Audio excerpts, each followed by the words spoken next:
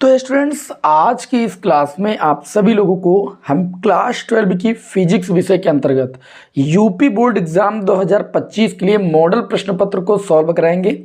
जैसा कि आप सभी लोगों ने थंबनेल पर देख ही लिया है, क्योंकि बोर्ड एग्जाम बहुत ज़्यादा करीब आ रहा है और लगातार आप सभी की कमेंट भी आ रही है कि सर मॉडल पेपर को सॉल्व करा दिया जाए। साथ ही में आप लोगों को हम महत्वपूर्ण न्यूमेरिकल और महत्वपूर्ण जो भी आपके डेरिवेशन है या जो भी आपके महत्वपूर्ण क्वेश्चन है, छोटे से लेकर बड़े तक, सारे महत्वपूर्ण प्रश्नों की क्लासें लगातार देना हमने शुरू कर दिया है। अब आप सभी लोग हमारे चैनल से जुड़े जरूर रहिएगा। बोर्ड एग्जाम तक आप सभी लोगों को बहुत ही अच्छी अच्छी क्लासें मिलेंगी, जिनसे आप अपने बोर्ड एग्जाम में बहुत अच्छा स्कोर कर पाएंगे। तो चलिए हम भाई समय को लॉस नहीं करते हैं, जैसा कि आपको पता है। तो आज जो हमने मॉडल प्रश्न पत्र उठाया है, ये बोर्ड एग्जाम 2025 में आपको ऐसे ही प्रश्न देखने को मिलेंगे। ठीक है, आउट ऑफ सिलेबस कोई भी क्वेश्चन नहीं होगा, बिल्कुल ऐसा ही प्रश्न पत्र आपके एग्जाम में देखने को मिलेगा। चलिए देखते हैं भाई। सबसे पहले क्या होता है भाई, बहुविकल्पी प्रश्न होते हैं। जैसा कि आप सभी को पता है 6 बहुविकल्पी प्रश्न होते हैं। देखिए, प्रश्नों को मैंने कहा कि सॉल्व करना दूसरी बात होती है, हर एक प्रश्न को अच्छी तरीके से समझना, सीखना और उस पर बेस किसी भी क्वेश्चन को सॉल्व करना, ठीक है, वो दूसरी बात होती है। तो यहाँ पर आप क्वेश्चन को हल करने के तरीके से मत पढ़िएगा, आप समझिएगा कि ये क्वेश्चन ऐसा है तो ऐसा इस पर आधारित और कैसा क्वेश्चन पूछा जा सकता है हमसे एग्जाम में। ओके, चलिए भाई देखते हैं। पहला जो प्रश्न दिया है, किसी चालक की प्रतिरोधकता निर्भर करती है चालक की ऑप्शन नंबर 1 लंबाई पर, मोटाई पर, पदार्थ पर और इनमें से किसी पर नहीं। देखिए, आप सभी लोगों ने पढ़ा है प्रतिरोधकता रो, आप सभी लोगों ने पढ़ा है, रो से व्यक्त करते हैं। और आप सभी लोगों ने रो बराबर पढ़ा भी है RA/L या R बराबर रो L अपान में A, सभी विद्यार्थियों ने पढ़ा है ना। तो मैं आपको अगर बता दूं कि जो ये आपकी प्रतिरोधकता रो होती है, ये ना चालक के प्रतिरोध पर निर्भर करती है, ना लंबाई पर, ना क्षेत्रफल पर, इन सब चीज़ों पर निर्भर नहीं करती है। जो किसी चालक की प्रतिरोधकता होती है वह चालक के पदार्थ पर निर्भर करती है। नंबर 1 लिख लीजिएगा, चालक की जो प्रतिरोधकता होती है वो चालक के पदार्थ पर निर्भर करती है, नंबर 1। और नंबर 2, जो चालक का ताप है, ठीक है, चालक के तापमान पर निर्भर करती है, चालक के तापमान पर। चालक की जो प्रतिरोधकता है वो दोनों चीज़ों पर निर्भर करती है, नंबर 1 चालक के पदार्थ पर और नंबर 2 चालक के तापमान पर। अब ये आपने इस बात को अगर अच्छे तरीके से पूरा समझ लिया है तो ऑप्शन तो आपको मिल ही गया होगा चालक के पदार्थ पर। लेकिन ऐसे आपको यहाँ पर ये भी पता चला कि जो चालक की प्रतिरोधकता होती है ना तो वो प्रतिरोध पर निर्भर करती है, ना चालक की लंबाई पर, ना उसके क्षेत्रफल पर, इन सब चीज़ों पर चालक की प्रतिरोधकता निर्भर नहीं करती है। चालक का प्रतिरोध जो होता है वो चालक की लंबाई पर और क्षेत्रफल पर निर्भर करता है, ठीक है। लेकिन यहाँ पर जो चालक की प्रतिरोधकता होती है वह सिर्फ और सिर्फ चालक के पदार्थ पर और चालक के तापमान पर निर्भर करती है। तो ये आज की क्लास का पहला प्रश्न था। और बढ़ते हैं खा पाठ की ओर। खा पाठ में दिया गया, किसी विद्युत चुंबकीय तरंग के विद्युत एवं चुंबकीय क्षेत्र सदिश क्रमशः वेक्टर ए और वेक्टर बी हैं, तरंग संचरण की दिशा निरूपित होगी। देखिए, मैंने आपको बता रखा है कि जो वैद्युत चुंबकीय तरंगें होती हैं इनकी जो प्रकृति होती है वह अनुप्रस्थ प्रकृति होती है। अनुप्रस्थ प्रकृति का मतलब होता है तरंग संचरण की जो दिशा होती है वो कंपन के, तरंग संचरण की दिशा वैद्युत वेक्टर के कंपन के अभिलंबवत होती है। मतलब ये जो तरंगे होती हैं ये श्रृंग और गर्त के रूप में चलती हैं। और आप लोगों को वैद्युत चुंबकीय तरंगों में देखिए आरेख भी बताया गया है। ये वेक्टर ई यानी वैद्युत क्षेत्र होता है, ये आपका चुंबकीय क्षेत्र होता है, और तरंग संचरण की जो दिशा होती है वह इन दोनों कि क्या होती है, परपेंडिकुलर होती है। ये जो लाइन होती है तरंग संचरण की दिशा होती है। इसका आरेख भी मैंने आप सभी लोगों को अच्छे तरीके से बनाना बताया है। ये देखिए, ये इसका आरेख है, ठीक है। ऊपर आपका जैसे वैद्युत क्षेत्र तो लाइनें वैद्युत क्षेत्र से दिखा देंगे, और फिर नीचे चुंबकीय क्षेत्र तो इसको ऐसे दिखा देंगे भाई।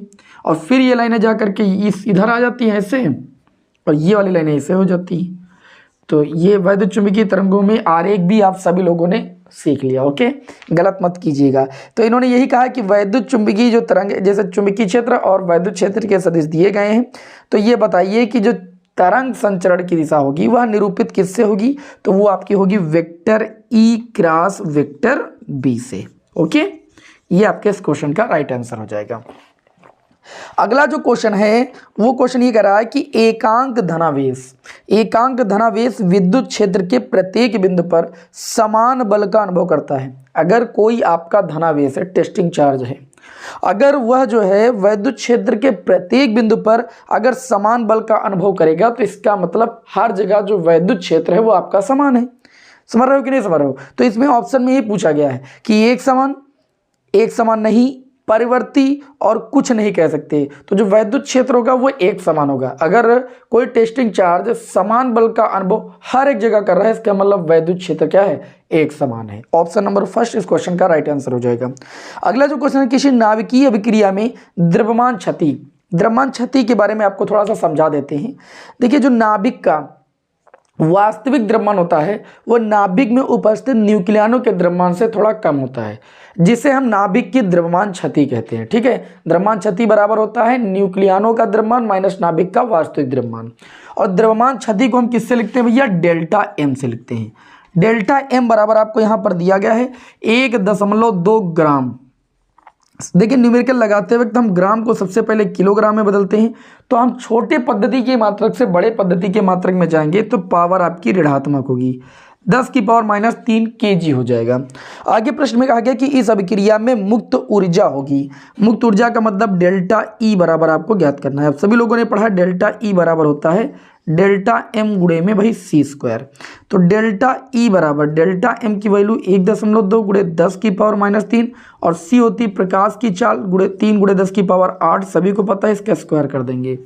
इसे सॉल्व करेंगे तो डेल्टा ई बराबर हमको देखने को मिल जाएगा 1.2, 3 का स्क्वायर ये आपका भैया 9 हो जाएगा, गुणे में 10⁻³ है ना, और 10⁸ का स्क्वायर करेंगे 10⁻ भैया 16 हो जाएगा। तो डेल्टा ई बराबर 12 भैया 108.1 अंक आके लगा देंगे, गुणे 10⁻16 से 3 जाएगा तो ये आपका कितना बचेगा भैया? प्लस का 13। इसको आप ले सकते हैं दशमलव के 1 अंक तक आंसर में लिखा जाता है, 0.1 अंक आगे और बढ़ा देंगे 1.08 गुणे 10⁻, कितना हो जाएगा? 14। अच्छा, एनर्जी है, एनर्जी किसी भी प्रकार की हो मात्रक जूल होता है। तो जो इस अपक्रिया में मुक्त ऊर्जा होगी वह 1.08 गुणे 10⁻14 जूल होगी। ऑप्शन नंबर जो 4th है वो आपके इस क्वेश्चन का राइट आंसर हो जाएगा। हमें उम्मीद है कि सभी विद्यार्थियों को क्लास में मजा आ रहा होगा, है ना। तो सभी विद्यार्थी भाई ज़्यादा से ज़्यादा क्लास को शेयर करें, क्योंकि काफ़ी मेहनत लगती है क्लास को बनाने में, जैसा कि आप सभी लोग यहाँ पर देखते हैं, है ना। देखिए, क्वेश्चन भी आपके सामने स्क्रीन पर लगाना पड़ता है, एडिट भी करना पड़ता है वीडियो को, तो काफ़ी समय लगता है। तो आप सभी लोग चैनल को सपोर्ट जरूर करें ज़्यादा से ज़्यादा, जिससे मैं आप सभी लोगों को और भी अच्छी क्लासें प्रोवाइड कर सकूं। चलिए आगे बढ़ते हैं। आज की क्लास का अगला जो क्वेश्चन ये कह रहे हैं कि फोटान का संवेग होता है। देखिए, जो फोटान का संवेग उसे पी से लिखा जाता है। पी बराबर h/, होता है लैम्डा। क्या होता है? लैम्डा। और लैम्डा बराबर क्या होता है? लैम्डा बराबर होता है c/μ, या न्यू बराबर c/λ। आप लोगों ने पढ़ा कि नहीं? तो जब ये वैल्यू यहाँ पर रखोगे तो संवेग को p से लिखते हैं। लैम्डा के स्थान पर जैसे c/न्यू रखोगे, न्यू ऊपर चला जाएगा, ये h/न्यू कितना हो जाएगा? c। तो फोटान का संवेग आंसर में अगर देखिए ऑप्शन में अगर ये होगा तो ये तो हो ही जाएगा, और नहीं तो आपका न्यू और सी के पदों में दिया है ऑप्शन नंबर 3 इस क्वेश्चन का राइट आंसर हो जाएगा p बराबर h/c। चलिए आगे बढ़ेंगे आज के क्लास के अगले क्वेश्चन की ओर। बहुविकल्पी अगला जो प्रश्न होगा वो हमारा लास्ट होगा, चा पार्ट, है ना। तो 4 नंबर में देखिए क्या दिया गया है, क्वेश्चन को ध्यान से समझिएगा और कॉपी पेन लेकर जरूर बैठिए। देखिए, कई सारी बातें आप लोगों को हम नई नई बातें बताते हैं, उनको आप नोट करते रहेंगे तो वो आपके एग्जाम के लिए बेहतर रहेगा। समझ रहे हो कि नहीं? हमने कहा ना, बोर्ड एग्जाम में हर साल नए प्रश्न बनते हैं छोटे वाले, और इनको जब आप अच्छे तरीके से सॉल्व करेंगे प्रीवियस ईयर के क्वेश्चन में, तभी जो इस साल क्वेश्चन पूछे जाएंगे वो आप सॉल्व कर पाएंगे। जो क्वेश्चन है इसमें कहा जा रहा है कि 20 कूलम का एक आवेश 3 गुणे 10⁻³ टेस्ला के चुंबकीय क्षेत्र में गति करता है। चुंबकीय क्षेत्र द्वारा आवेश पर कृत कार्य क्या होगा? मैं आपको एक चीज बता दूं, चुंबकीय क्षेत्र में कौन सा बल कार्य करेगा? चुंबकीय बल कार्य करेगा। जो चुंबकीय बल होता है वो आवेश के गति के प्रति लंबवत कार्य करता है। ठीक, जो आवेश की गति होती है उस गति के प्रति लंबवत कार्य करता है चुंबकीय बल। और लंबवत कार्य करने का मतलब थीटा बराबर 90 डिग्री, और थीटा बराबर अगर 90 डिग्री हुआ तो आप बताओ उस पर कार्य कितना होगा? 0 होगा। अगर बल और विस्थापन के बीच का एंगल 0 होता और 90 डिग्री होता है तो किया गया कार्य क्या होता है भैया? 0 होता है। ठीक है, तो जो आपका इसमें पूछा गया था कि चुंबकीय क्षेत्र में आवेश पर जो कृत कार्य होगा वो कितना होगा, तो वो आपका 0 होगा। ठीक है, अगर कभी भी आपसे पूछा जा रहा है कि कोई चार्ज है, ठीक है, जो कि इतने टेस्ला के चुंबकीय क्षेत्र में गति कर रहा है। ठीक है, कोई भी आपका कार्य नहीं, कोई भी आवेश है वह चुंबकीय क्षेत्र में वो आपके जो है किसी भी टेस्ला के चुंबकीय क्षेत्र में क्या कर रहा है, गति कर रहा है। तो चुंबकीय क्षेत्र द्वारा जो उस पर कार्य किया जाएगा वो कितना होगा, शून्य। तो आपको कहना है कि जो चुंबकीय क्षेत्र द्वारा चुंबकीय बल लगेगा आवेश की गति के प्रति लंबवत कार्य करता है। एंगल 90 डिग्री होने की वजह से जो कार्य होता है वो आपका शून्य होता है, क्योंकि कार्य बराबर बल गुणे विस्थापन इनटू में cos थीटा होता है। cos 90 डिग्री की वैल्यू शून्य होती है। आगे बढ़ते हैं, अगला जो क्वेश्चन है क्वेश्चन नंबर दूसरे का पार्ट, दूसरे का पार्ट। अब 1 नंबर वाले क्वेश्चन आ गए हैं। इसमें दिया गया कि कोई वस्तु अवतल दर्पण के अक्ष पर दर्पण के मुख्य फोकस एवं ध्रुव के बीच कहीं रखी है। किरण आरेख द्वारा वस्तु एवं प्रतिबिंब के आकार की तुलना कीजिए। अवतल दर्पण की बात हुई, मिरर की बात हुई। अवतल दर्पण द्वारा प्रतिबिंब बनने की सभी विद्यार्थियों ने 6 स्थितियां पढ़ी हैं।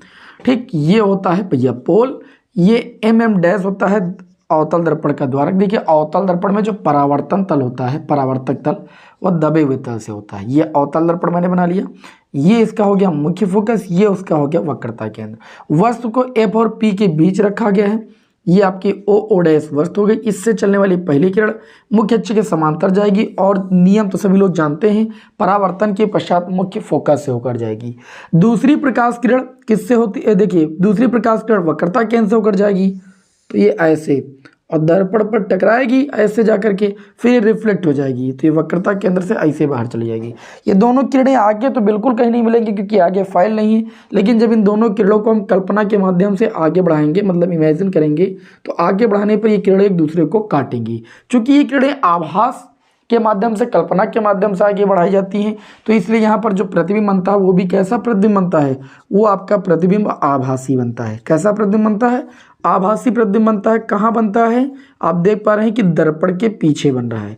कहाँ बन रहा है, दर्पण के पीछे। दूसरी बात, जो वस्तु है उसका आकार देखिए प्रतिबिंब का आकार, तो प्रतिबिंब कैसा बन रहा है, बड़ा बनता है। यह अवतल दर्पण द्वारा प्रतिबिंब बनने की 6वीं स्थिति है, जिसमें वस्तु को F और P के बीच रखा जाता है तो उसका प्रतिबिंब दर्पण के पीछे आभासी, सीधा और वस्तु से बड़ा प्राप्त होता है।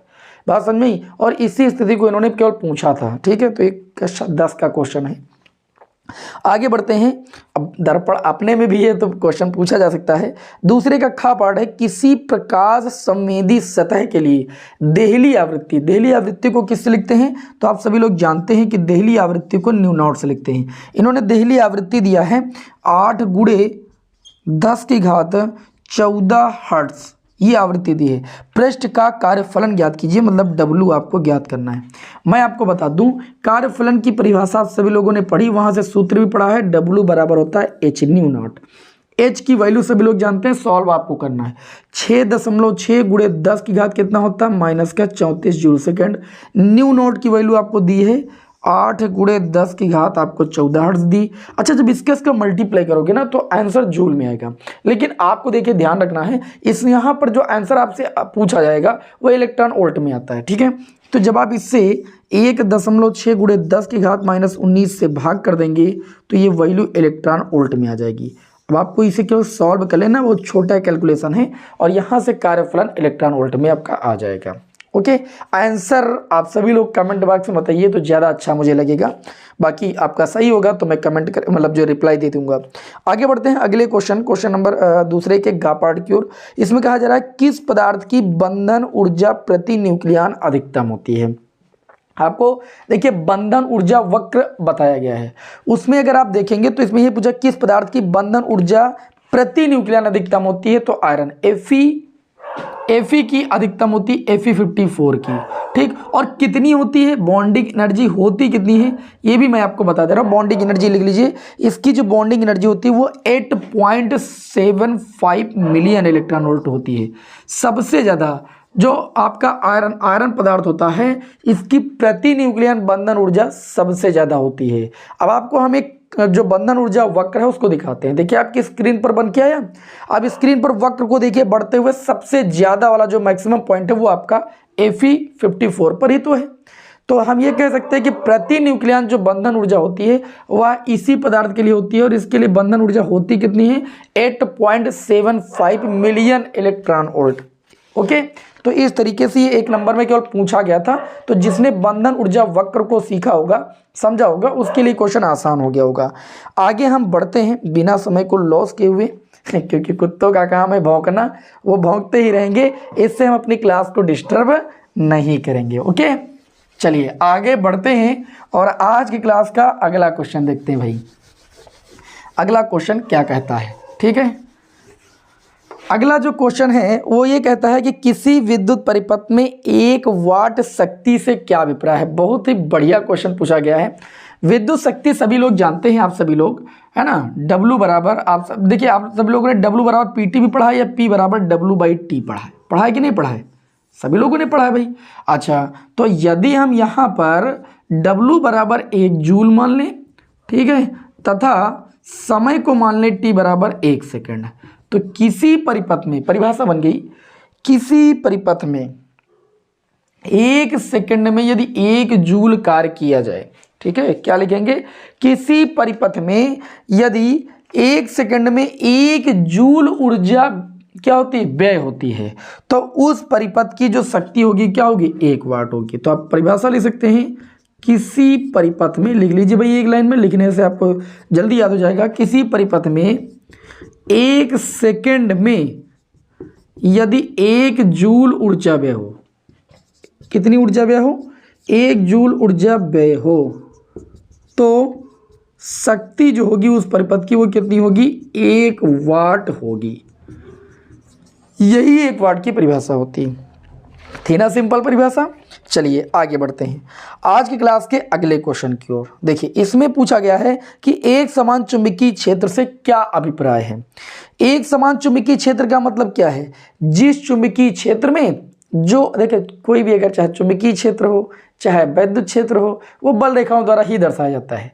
तो जो बल रेखाएं होती है, जो क्षेत्र रेखाएं होती हैं, यदि ये समांतर हों और एक दूसरे से समदूरस्थ हो, मतलब समान दूरी पर हो, तो ये कहा जाता है कि जो वह क्षेत्र है वह एक समान क्षेत्र हो, चाहे वो विद्युत क्षेत्र हो चाहे चुंबकीय क्षेत्र हो। और जैसे आप सभी लोगों ने धारावाही प्रणालिका को पढ़ा ही है ना, तो धारावाही प्रणालिका के केंद्र पर जो चुंबकीय क्षेत्र होता है वो एक समान होता है। इसको फिगर के माध्यम से आप ऐसे दिखा सकते हैं। देखिए भाई, एक समान चुंबकीय क्षेत्र को दिखाना है। एक समान चुंबकीय क्षेत्र में जो क्षेत्र रेखाएं होती हैं वो परस्पर समांतर होती हैं और एक दूसरे से समदूरस्थ होती है। इस तरीके से हमने चुंबकीय क्षेत्र को दिखा दिया।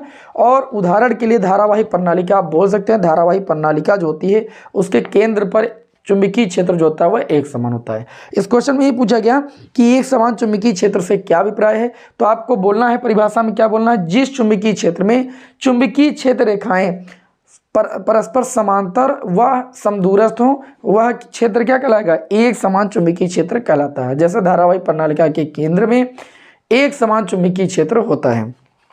1 नंबर में क्वेश्चन पूछा गया था। अगला जो क्वेश्चन है, किसी प्रत्यावर्ती परिपथ में वोल्ट मीटर और अमीटर के पाठ्यांक दिए हैं। देखिए, वोल्ट मीटर का जो पाठ्यांक दिया है वो आपको दिया गया है 220 वोल्ट, और जो अमीटर धारा मापता है उसका पाठ्यांक आपको दिया गया है 1.4 एम्पियर। प्रश्न में पूछा गया है कि वोल्टता और धारा के वर्ग माध्यमूल मान यानी VRMS और IRMS root means square value कितनी होगी। मैं आपको बताना चाहूंगा कि किसी प्रत्यावर्ती परिपथ में, ठीक है, किसी प्रत्यावर्ती परिपथ में जो अमीटर या जो वोल्ट मीटर का पाठ्यांक होता है वही वर्ग माध्य मूल मान होता है। ठीक है, वर्ग माध्य मूल मान वही आपका होता है। तो इस प्रत्यावर्ती परिपथ में वोल्ट मीटर का पाठ्यांक 220 वोल्ट है, अर्थात वर्ग माध्य मूल मान विभव का कितना हो जाएगा, 220 वोल्ट ही हो जाएगा। हाँ, अगर ये पूछते कि V0 की वैल्यू कितनी हो जाएगी तो आपको यहाँ सूत्र लगाना पड़ता VRMS बराबर V0/√2, जहाँ V0 जो होता है वो वोल्टेज का शिखर मान होता है। इसी तरीके से अमीटर में जो प्रवाहित धारा होगी वही वर्ग माध्य मूल धारा होगी। समझ गए कि नहीं। और अगर ये कहते कि I0 की वैल्यू निकालो तो हम IRMS बराबर लगाते I0/√2, जहाँ I0 क्या होती है, I0 जो होती है वो प्रत्यावर्ती धारा का शिखर मान होता है या महत्तम मान होता है या आयाम होता है, आप कुछ भी बोल सकते हैं। तो इस तरीके से 1 नंबर वाले क्वेश्चन सॉल्व होते हैं। खंड बा भी आपका सॉल्व हुआ। अब हम चलिए बढ़ते हैं खंड सा की ओर और खंड सा के प्रत्येक क्वेश्चन को तत्काल सॉल्व करते हैं। इसे यहाँ पर थोड़ा सा रफ कर देते हैं, है ना। खंड सा को देखते हैं भाई, इसे रफ कर दूं भाई, रफ कर देंगे नहीं तो मजा कैसे आएगा, है ना। तो अब हम खंड सा को देखते हैं। इसमें जो क्वेश्चन है वो सब 2-2 नंबर में पूछे गए हैं। हमारा जो अगला खंड होगा वो होगा खंड सा। खंड सा में ये कहा गया है कि किसी वैद्युत द्विध्रुव की अक्षीय रेखा में स्थित किसी बिंदु पर वैद्युत द्विध्रुव के कारण उत्पन्न वैद्युत विभव का व्यंजक ज्ञात कीजिए। मैं आपको बताना चाहूंगा, वैद्युत द्विध्रुव के बारे में आप सभी लोग जानते हैं, परिमाण में समान और प्रकृति में विपरीत आवेश जब एक दूसरे से अल्प दूरी पर रखे जाते हैं तो वे एक द्विध्रुव का निर्माण करते हैं, जिसे हम वैद्युत द्विध्रुव कहते हैं। जैसे H2 है, NH3 है, सब वैद्युत द्विध्रुव के उदाहरण ही तो हैं। अब ये आपका हो गया एक वैद्युत द्विध्रुव। मैंने एक छोटा सा वैद्युत द्विध्रुव बना दिया, बहुत ज़्यादा डेरिवेशन नहीं कराएंगे, परेशान मत होइएगा। ये माइनस क्यों आवेश हो गया, ये प्लस क्यों आवेश हो गया। इनके बीच की दूरी कितनी होती है, 2L होती है। इनका मध्य बिंदु हो गया O, तो ये दूरी कितनी हो जाएगी L और ये दूरी कितनी हो जाएगी L। यहाँ से लेकर के हम एक बिंदु ले लेंगे P, जहाँ पर हमें परिणामी वैद्युत विभव निकालना है। तो हम सबसे पहले प्लस क्यों आवेश के कारण निकालेंगे, प्लस क्यों आवेश के कारण क्या निकालेंगे, विभव। इसका नाम दे देंगे V1। ये हो जाएगा 1/4 पाई एप्सिलॉन नॉट। प्लस क्यों आवेश के कारण बिंदु P पर विभव निकालेंगे तो प्लस क्यों बटे में इस आवेश से इस आवेश तक की दूरी कितनी हो जाएगी। अगर मध्य बिंदु से P तक की दूरी R मान लें और ये दूरी L है तो ये दूरी R माइनस L हो जाएगी। मतलब इस आवेश से यहाँ तक की दूरी R माइनस L है तो हो जाएगी। हमको दूरी कौन से चाहिए, उस आवेश से वहाँ तक की। अच्छा, माइनस क्यों आवेश के कारण निकालेंगे तो इसको V2 नाम दे देंगे। ये हो जाएगा 1/4 पाई एप्सिलॉन नॉट और ये क्यों बटे ये माइनस का क्यों हो जाएगा। अच्छा, माइनस क्यों से P तक की दूरी कितनी, ये दूरी R है, L जुड़ जाएगी, R प्लस L। अच्छा, परिणामी वैद्युत विभव जो मिलता है, परिणामी विभव वो हमेशा बीजगणितीय योग से प्राप्त होता है, V1 प्लस V2। तो V बराबर दोनों में कॉमन मिलेगा 1/4 पाई एप्सिलॉन नॉट और कॉमन आपको क्यों भी मिल जाएगा, ये 1/R माइनस L हो जाएगा। और देखिए V2 की वैल्यू ऋणात्मक है, -1/R प्लस L। समझ में बात। इसे थोड़ा सा सॉल्व कर लीजिए तो ये आपका हो जाएगा V = 1/4 पाई एप्सिलॉन नॉट और ये हो जाएगा क्यों। इसको देखिए इधर से मल्टीप्लाई कर लीजिए, R प्लस L माइनस इसका इधर से मल्टीप्लाई कर दीजिए, R प्लस L हो जाएगा। देखिए होगा R माइनस L लेकिन माइनस का गुणा हो जाएगा तो R प्लस L। और नीचे A माइनस बी मतलब R² minus L²। A plus b एक ब्रैकेट में, A माइनस बी एक ब्रैकेट में, A² माइनस B²। इससे देखिए ये चीज़ कैंसिल हो जाएगी, V बराबर ये LL 2L हो जाएगा। 2QL का गुणा कितना हो जाएगा भैया, P। सभी लोगों ने पढ़ा P इंटू में 2L का गुणा कितना होता है, P। और नीचे हो जाएगा R² माइनस L²। L बहुत छोटी दूरी है, जो L है वो बहुत छोटी किसकी, R की तुलना में। और बहुत छोटी दूरियों को हम क्या करते हैं भाई, नेग्लेक्ट कर देते हैं। तो P भाई कितना आ जाएगा, R²। अक्षीय स्थिति में वैद्युत द्विध्रुव के कारण वैद्युत विभव का व्यंजक आ गया। निरक्षीय स्थिति में शून्य होता है बस। तो इस तरीके से ये पहला प्रश्न आपका सॉल्व होता है भाई। अच्छा लगा, हमें उम्मीद है अच्छा लगा होगा। तो वीडियो को लाइक कर दीजिए, शेयर कर दीजिए भाई अपने दोस्तों में। आगे बढ़ते हैं, जो अगला क्वेश्चन पूछा गया, ट्रांसफार्मर का कार्यकारी सिद्धांत लिखिए। ट्रांसफार्मर में होने वाली 2 कमियों के लिए। कमियां तो एक क्षैतिज हानि है, ठीक है, और भी एक फ्लक्स में परिवर्तन है, फ्लक्स में हानि है, लौह हानि है ना, क्षैतिज हानि है। ट्रांसफार्मर से होने वाली जो हानियां हैं वो तो आप सभी को पता है, लिख लीजिएगा, क्षैतिज हानि, लौह हानि, है ना। चलिए इसको थोड़ा सा रफ करेंगे। और कार्यकारी सिद्धांत तो बहुत, देखो चूंकि 2 ही नंबर में पूछा गया, अगर ये बहुकाल में पूरे 5 नंबर का पूछा जाता तो हम आपको ये भी बताते ट्रांसफार्मर के कौन कौन से प्रकार, जैसे ऊंचाई अपचाई ट्रांसफार्मर, किस में फेरों की संख्या अधिकतम होती है। जैसे ऊंचाई ट्रांसफार्मर जो होता है उसकी प्राथमिक कुंडली में मोटे तार के कम फेरे और द्वितीय कुंडली में क्या होते हैं, मोटे तार के अधिक फेरे होते हैं।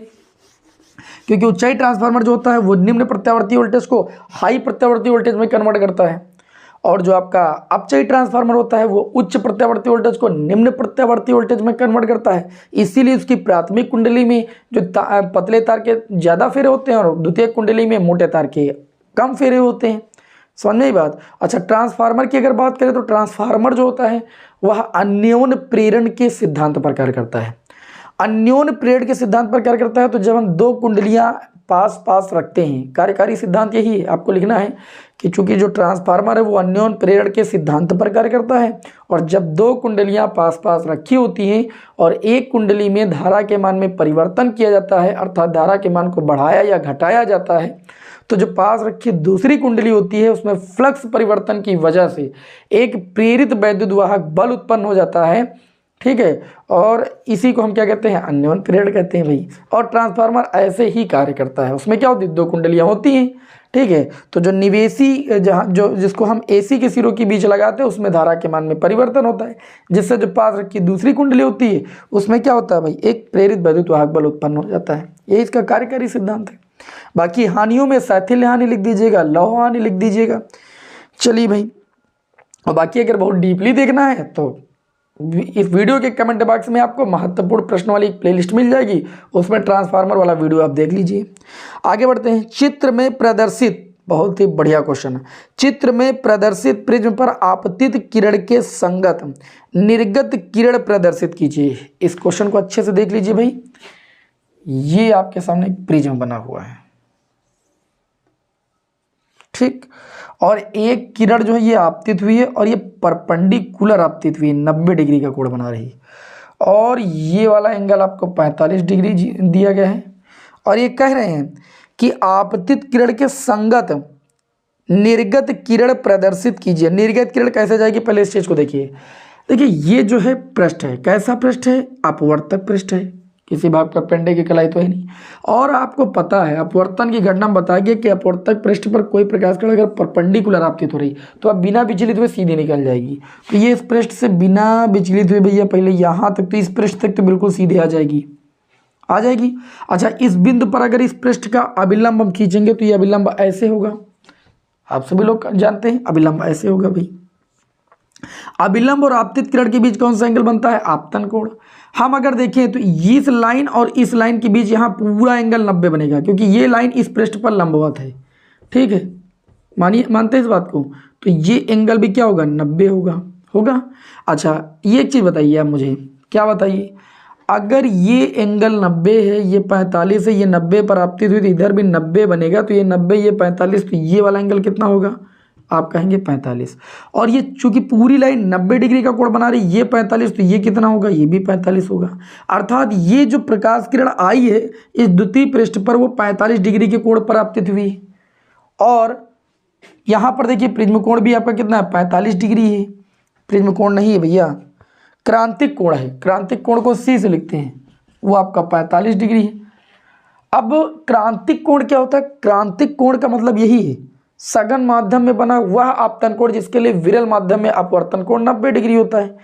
तो अगर क्रांतिक कोण 45 डिग्री है, सघन माध्यम में कोण 45 डिग्री बन रहा है, तो विरल माध्यम में इसके लिए अपवर्तन कोण कितना होगा, 90 डिग्री। अर्थात ये किरण अब जब विरल माध्यम में जाएगी तो इस अपवर्तक प्लेट से 90 डिग्री के एंगल पर होगी। तो ये प्रकाश किरण इधर जा पाएगी ना उधर जा पाएगी, कुछ नहीं, वह इस लाइन के लंबवत होगी, तो इस लाइन के लंबवत यही रेखा तो होगी, तो ये ऐसे निकलेगी भैया। देखो ये पृष्ठ है और ये परपेंडिकुलर लाइन है, तो ये इसके लंबवत है और ये वाली लाइन इसके लंबवत है। तो ये प्रकाश किरण निकली है, चूंकि सघन माध्यम में जो क्रांतिक कोण है वो 45 डिग्री है, तो विरल माध्यम में इसके लिए अपवर्तन कोण कितना होगा, 90 डिग्री होगा। तो अपवर्तन कोण ये आपका, ये लाइन आपकी ऐसे होते हुए ऐसे निकलेगी, तभी तो यहाँ पर अपवर्तन कोण कितना होगा आपका, 90 डिग्री। अब ये चित्र आपका पूर्ण हुआ। और इसमें कहा गया कि अगर क्रांतिक कोण 45 डिग्री है तो ये बताइए कि अपवर्तनांक कितना होगा। तो n बराबर आप सभी लोगों ने पढ़ा है 1/sin c, ये अपवर्तनांक और क्रांतिक कोण में संबंध होता है। तो ये n बराबर हो जाएगा 1/sin 45 डिग्री। n बराबर 1/sin 45 की वैल्यू 1/√2 ऊपर चला जाएगा। n बराबर √2 की वैल्यू 1.414, अपवर्तनांक आ जाएगा 1.41। ये तो सिंपल था, मेन चीज ये थी फिगर को कंप्लीट करना। चलिए भाई, अगला जो क्वेश्चन दिया है कि वैद्युत फ्लक्स को परिभाषित कीजिए। कोई एक ऐसा हम काल्पनिक पृष्ठ ले लें, कोई एक ऐसा काल्पनिक पृष्ठ वैद्युत क्षेत्र में। अब वैद्युत क्षेत्र में होगा तो वैद्युत क्षेत्र में वैद्युत बल रेखाएं होंगी। तो जो वैद्युत बल रेखाएं इस काल्पनिक पृष्ठ से गुजरेंगी उन्हीं की संख्या को इस काल्पनिक पृष्ठ से बद्ध हम क्या बोलेंगे, वैद्युत फ्लक्स बोलेंगे। वैद्युत फ्लक्स को लिखते हैं फाई ई से, फाई ई बराबर होता है ई इंटू में वेक्टर ए, या E into D A cos theta भी बोलते हैं, और थीटा जो होता है और वेक्टर ई और क्षेत्रफल वेक्टर के बीच बना कोण होता है। तो हम कहेंगे कोई एक ऐसा काल्पनिक पृष्ठ, वैद्युत क्षेत्र में स्थित एक ऐसा काल्पनिक पृष्ठ जिससे गुजरने वाली बल रेखाओं की जो संख्या की माप होती है उसी को हम कहते हैं उस काल्पनिक पृष्ठ से बद्ध क्या भाई, वैद्युत फ्लक्स। प्रश्न में यह भी पूछा गया है कि धनात्मक और ऋणात्मक फ्लक्स से क्या अभिप्राय है। देखिए, जब वैद्युत बल रेखाएं इस काल्पनिक पृष्ठ में प्रवेश कर रही होती हैं तो जो वैद्युत फ्लक्स होता है वो आपका ऋणात्मक होता है, और जब वैद्युत बल रेखाएं इस काल्पनिक पृष्ठ से बाहर निकल रही होती हैं तो जो वैद्युत फ्लक्स होता है वो आपका धनात्मक होता है। ये आपने अच्छे तरीके से पढ़ा है। और आज हमने इस मॉडल प्रश्न पत्र में आप सभी लोगों को जो 1 और 2 नंबर वाले प्रश्न थे वो आज सॉल्व करा दिए हैं, और बहुत ही जल्द आपको 3 नंबर और 5 नंबर वाले प्रश्नों की क्लास भी इसके बाद ही मिलने वाली है। तो सभी विद्यार्थी वीडियो को लाइक कर दें, चैनल बने सब्सक्राइब जरूर कर लें, जिससे नेक्स्ट क्लास का नोटिफिकेशन आपको बहुत जल्द देखने को मिले। चलिए मिलते हैं नेक्स्ट क्लास में। जय हिंद, वंदे मातरम।